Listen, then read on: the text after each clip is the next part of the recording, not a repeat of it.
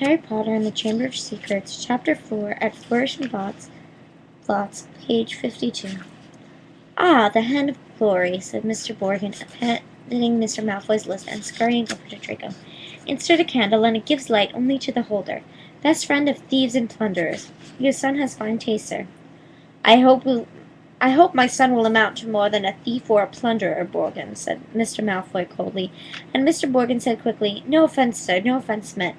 Though if his grades don't pick up, said Mr. Malfoy, more coldly still, that may indeed be all he is fit for. It's not my fault, retorted Draco. The teachers all have favorites, that Hermione Granger. I would have thought you'd be ashamed of that girl. Of no wizard family beat you in every exam, snapped Mr. Malfoy. Ha, said Harry under his breath, pleased to see Draco looking both abashed and angry. It's the same all over, said Mr. Borgin in his oily voice. Wizard blood is counting for less everywhere. Not with me, said Mr. Malfoy, his long nostrils flaring. No, sir, nor with me, sir, said Mr. Borgin with a deep bow. In that case, perhaps we can return to my list, said Mr. Malfoy shortly. I am in something of a hurry, Borgin, and I have important business elsewhere today. They started to haggle. Harry watched nervously as Draco drew nearer and nearer to his hiding place, examining the objects for sale. Draco paused to examine a long, coiled hangman's rope, and to read, smirking, the card propped on a magnificent necklace of opals. Caution, do not touch. Cursed. Has claimed the lives of 19 Muggle owners to date. Draco turned and saw the cabinet right in front of him. He walked forward, stretched his hand out for the handle. Done, said Mr. Malfoy at the counter. Come, Draco. Harry wiped his forehead on his sleeve as Draco turned away. Good day to you, Mr. Borgin. I'll expect you at the manor tomorrow to pick up the goods.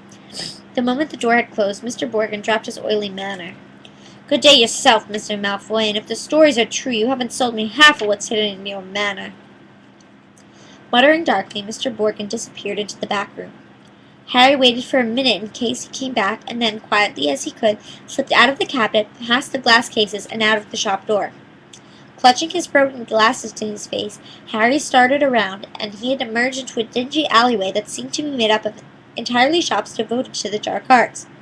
The one he'd just left, Borgin and Burke's, looked like the largest, but opposite was a nasty windows display of shrunken heads, and 2 doors down, a large cave was alive with gigantic black spiders. 2 shabby-looking wizards were watching from the shadow of a doorway, muttering to each other. Feeling jumpy, Harry set off, trying to hold his glasses on straight and hoping against he'd be able to find a way out of here. An old wooden street sign hanging over a shop selling poisonous candles told him he was in Nocturne Alley. This didn't help, as Harry had never heard of such a place.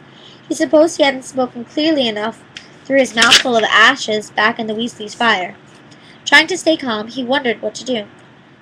Not lost, are you, my dear? Said a voice in his ear, making him jump. An aged witch stood in front of him, holding a tray of what looked horribly like human fingernails. She leered at him, showing mossy teeth. Harry backed away. I'm fine, thanks, he said. I'm just... Harry! What do you think you're doing out here?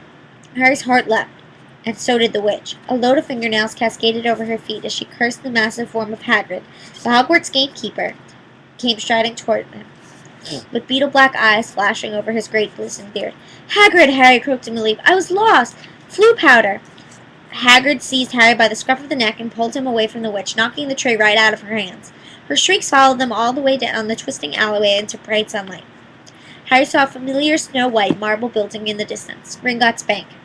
Hagrid had steered him right into Diagon Alley. You're a mess, said Hagrid gruffly, brushing soot off Harry so forcefully he nearly knocked him into a barrel of dragon dung outside the apothecary. Sulking around Nocturne Alley. I don't know dodgy place, Harry. I don't want no one to see you down there. I realize that, said Harry, ducking to make Hagrid brush him off again. I told you I was lost. What were you doing there, anyway? I was looking for a flesh-eating slug repellent, growled Hagrid. They're ruining the school cabbages. You're not on your own. I'm staying with the Weasleys, but we got separated, Harry explained. I've got to go and find them. They set off down the street. How come you never wrote back to me, said Hagrid, as Harry jogged alongside him. He had to take 3 steps to every stride of Hagrid's enormous boots. Harry explained all about Dobby and the Dursleys. Lousy muggles, growled Hagrid. If I'd have known. Harry! Harry! Over here! Harry looked up and saw Hermione Granger standing atop of the white flight of steps into Gringotts. She ran down to meet him, her bushy brown hair flying behind her. What happened to your glasses? Hello, Hagrid.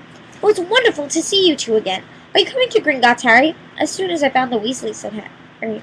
"You won't have long to wait," Hagrid said with a grin. Harry and Hermione looked around. Sprinting up the crowded street were Ron, Fred, George, Percy, and Mr. Weasley.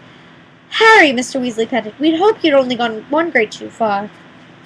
He mopped his glistening bald patch. "Molly's frantic. She's coming now. Where did you come out?" Ron asked. "Nocturne Alley," said Hagrid grimly. "Excellent!" said Fred and George together. "We've never been allowed in," said Ron enviously. "I should ruddy well think not," growled Hagrid.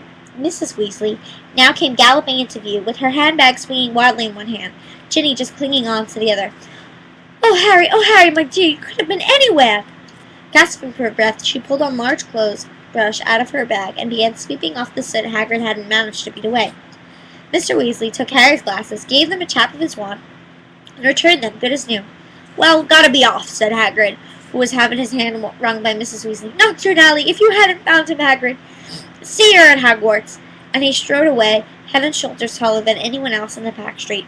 "Guess who I saw in Borgin and Burke's?" Harry asked Ron and Hermione as they climbed the Gringotts steps. "Malfoy and his father." "Did Lucius Malfoy buy anything?" said Mr. Weasley sharply behind them.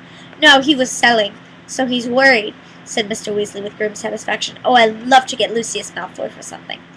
"You be careful, Arthur," said Mrs. Weasley sharply as they were bound into the bank by Glopin at the door. "That family's trouble. Don't go biting off more than you can chew." "So you don't think I'm a match for Lucius Malfoy," said Mr. Weasley indignantly, but he was distracted almost at once by the sight of Hermione's parents, who were standing nervously at the counter that ran all along the great marble hall, waiting for Hermione to introduce them. "But you're muggles," said Mr. Weasley, delighted. "We must have a drink. What's that you've got there? Oh, you're changing muggle money. Molly, look!" He pointed excitedly at the 10-pound notes in Mr. Granger's hands. "I'll meet you back here," Ron said to Hermione as the Weasleys and Harry were led off to their underground vaults by another Gringotts goblin. The vaults were reached by means of small goblin-driven carts that sped along miniature train tracks through the bank's underground tunnels. Harry enjoyed the breakneck journey down to the Weasleys' vault, but it felt dreadful, far worse than he had in Nocturne Alley when it was open. There was a very small pile of silver sickles inside, and just one gold galleon. Mrs. Weasley felt right into the corners before sweeping the whole lot into her bag. Harry felt even worse when they reached his vault. He tried to block the contents from view as he hastily shoved handfuls of coins into a leather bag. Back outside, on the marble steps, they all separated. Percy muttered vaguely about needing a new quill. Fred and George had spotted their friend from Hogwarts, Lee Jordan. Mrs. Weasley and Ginny were going to a second-hand robe shop. Mr. Weasley was insisting on taking the Grangers out to the Leaky Cauldron for a drink. "We'll all meet at Flourish and Blots in an hour to buy his schoolbooks," said Mrs. Weasley, setting off with Ginny. "And not one step down Nocturne Alley," she shouted at the twins' retreating backs. Harry, Ron, and Hermione strolled off along the winding cobbled street. A bag of gold, silver, and bronze, hanging cheerfully in Harry's pocket, was clamoring to be spelt, but he bought 3 large strawberry and peanut butter ice creams, which they slurped happily as they wandered up the alley, examining the fascinating shop windows. Ron gazed longingly at a full set of Chudley cannon rooms in the windows of quality Quidditch supplies, until Hermione dragged them off to buy ink and parchment next door. In Gamble and Jape's Wizarding Joke Shop, they met Fred and George and Lee Jordan, who were stocking up on Dr. Filibuster's fabulous Wet Star No-Heat fireworks, and in a tiny junk shop full of broken wands, lopsided brass scales, and old cloaks covered in potion stains, they found Percy, deeply immersed in a small and deeply boring book called Prefects Who Gain Power, a study of Hogwarts prefects and their later careers. Ron read aloud of the back cover. "That sounds fascinating." "Go away," Percy snapped. "Of course, he's very ambitious, Percy. He's got it all planned out. He wants to be Minister of Magic," Ron told Harry and Hermione in an undertone as they left Percy to it. An hour later, they headed for Flourish and Blots. They were by no means the only ones making their way to the bookshop. As they approached it, they saw to their surprise a large crowd jostling outside the doors, trying to get in. The reason for this was proclaimed by a large banner stretched across the upper windows. "Gilderoy Lockhart will be signing copies of his autobiography, Magical Me, today, 12:30 p.m. to 4:30 p.m. "We can actually meet him," Hermione squealed. "I mean, he's written almost the whole book list." The crowd seemed to be made up of mostly witches Mrs. Weasley's age. A harassed-looking wizard stood at the door, saying calmly, "Please, ladies, don't push. There, mind the books now." Harry, Ron, and Hermione squeezed inside. A long line went right to the back of the shop where Gilderoy Lockhart was signing his books. They each grabbed a copy of the Standard Book of Spells, Grade 2, and sneaked up the line to where the rest of the Weasleys were standing with Mr. and Mrs. Granger. "Oh, there you are. Good," said Mrs. Weasley. She sounded breathless and kept patting her hair. "We'll be able to see him in a minute." Gilderoy Lockhart came slowly into view, seated at the table, surrounded by large pictures of his own face, all winking and flashing dazzlingly with white teeth at the crowd. The real Lockhart was wearing robes of forget-me-not blue that exactly matched his eyes. His pointed wizard's hat was set on a jaunty angle on his wavy hair. A short, irritable-looking man was dancing around taking photographs with a large black camera that emitted puffs of purple smoke with every blinding flash. "Out of the way," he snarled at Ron, moving to get a better shot. "This is for the Daily Prophet." "Big deal," said Ron, rubbing his foot where the photographer had stepped on it. Gilderoy Lockhart heard him. He looked up now. He saw Ron, and then he saw Harry. He stared, and then he leapt to his feet and positively shouted, "It can't be Harry Potter!" The crowd parted, whispering excitedly. Lockhart dived forward, seized Harry's arm, and pulled him to the front. The crowd burst into applause. Harry's face burned as Lockhart shook his hand for the photographer, who was clicking away madly, wafting thick smoke over the Weasleys. "Nice big smile, Harry," said Lockhart through his own gleaming teeth.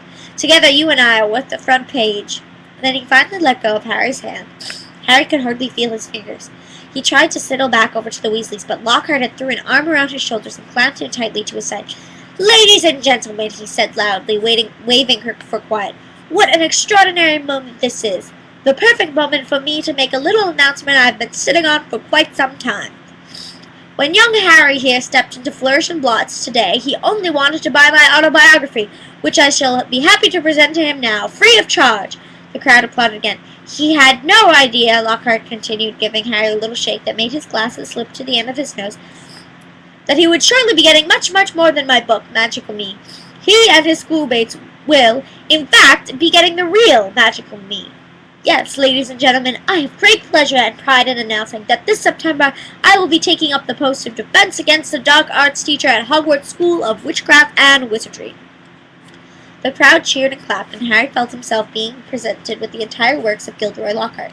Staggering slightly under their weight, he managed to make his way out of the limelight and to the edge of the room where Ginny was standing next to her new cauldron. "You can have these," Harry mumbled to her, tipping the books into her cauldron. "I'll buy my own." "I bet you loved that, didn't you, Potter?" said a voice Harry had no trouble recognizing. He straightened up and found himself face to face with none other than Draco Malfoy, who was wearing his usual sneer. "Famous Harry Potter," said Malfoy. "Can't even go into a bookshop without making the front page." "Leave him alone. He didn't want all of that," said Ginny. It was the first time she had spoken in front of Harry, and she was glaring at Malfoy. "Potter, you've got yourself a girlfriend," drawled Malfoy. Ginny went starlit as Ron and Hermione fought their way over, both clutching stacks of Lockhart's books. "Oh, it's you," said Ron, looking at Malfoy as though he were something unpleasant on the sole of his shoe. "Bet you're surprised to see Harry here, huh?" "Not as surprised as I am to see you in a shop, Weasley," retorted Malfoy. "Suppose your parents will go hungry for a month to pay for all of those." Ron went as red as Ginny. He dropped his books into the cauldron chute and started towards Malfoy, but Harry and Hermione grabbed the back of his jacket. "Ron," said Mr. Weasley, shuffling over with Fred and George. "What are you doing? It's too crowded in here. Let's go outside." Well, well, well, Arthur Weasley. It was Mr. Malfoy. He stood with his hand on Draco's shoulder, sneering, just the same way. "Lucius," said Mr. Weasley, nodding coldly. "Busy time at the Ministry, I hear," said Mr. Malfoy. "All those raids. I hope they're paying you overtime." He reached to Ginny's cauldron and extracted from amid the glossy Lockhart books a very old, battered copy of A Beginner's Guide to Transfiguration. "Obviously not," Mr. Malfoy said. "Dear me, what's the use of being disgraced in the name of wizard if they don't even pay you well for it?" Mr. Weasley flushed darker than either Ron or Ginny. "We have a very different idea what disgraces the name of wizard, Malfoy," he said. "Clearly," said Mr. Malfoy, his pale eyes straying to Mr. and Mrs. Granger, who were watching apprehensively. "The company you keep, Weasley, and I thought your family could sink no lower." There was a thud of metal as Ginny's cauldron went flying. Mr. Weasley had thrown himself at Mr. Malfoy, knocking him backward into a bookshelf. Dozens of heavy spellbooks came thundering down all over their heads. There was a yell of, "Get him, Dad!" from Fred or George. Mrs. Weasley was shrieking, "No, Arthur, no!" The crowd stampeded backward, knocking more shelves over. "Gentlemen, please, please!" cried the assistant. And then, louder than all, "Break it up there, gents, break it up!" Hagrid was wading towards them through the sea of books. In an instant he pulled Mr. Weasley and Mr. Malfoy apart. Mr. Weasley had a cut lip, and Mr. Malfoy had been hit in the eye by an encyclopedia of toadstools. He was still holding Ginny's old Transfiguration book. He thrust it at her, his eyes glittering with malice. "Here, girl, take your book. It's the best your father can give you." Pulling himself out of Hagrid's grip, he beckoned to Draco and swept from the shop. "You should have ignored him, Arthur," said Hagrid, almost lifting Mr. Weasley off his feet as he straightened his rose. "Rotten to the core, the whole family. Everyone knows that. No Malfoy's worth listening to. Bad blood, that's what it is. Come on now, let's get out of here." The assistant looked as though he wanted to stop them leaving, but he barely came up to Hagrid's waist and seemed to think better of it. They hurried up the street, the Grangers shaking with fright, and Mrs. Weasley beside herself with fury. "A fine example to set for your children. Brawling in public. What Gilderoy Lockhart must have thought." Stop.